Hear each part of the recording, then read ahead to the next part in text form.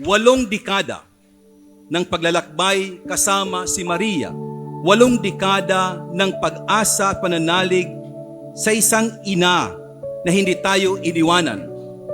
Never in our life, Mary abandoned us. Itong pagdiriwang natin at itong pasasalamat natin sa Diyos. Hindi tayo iniwanan ng mahal na Birhen Maria.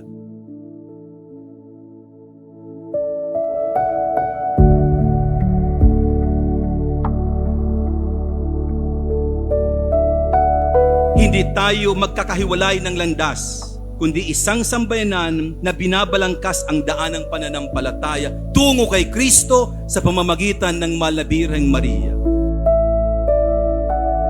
Si Maria ay huwara ng simbang nakikinig, nagmamahal at naglilingkod. Kung humihingi ka ng tulong, saklolo, ikaw din ay saklolo sa iba. Don't be selfish. Maging saklolo ka sa iba. Yan ang misyon ninyo. Hindi lang pumunta sa simbahan upang humingi ng saklolo kay Maria. Maging saklolo kayo sa ibang tao na nawawalan ng pag-asa.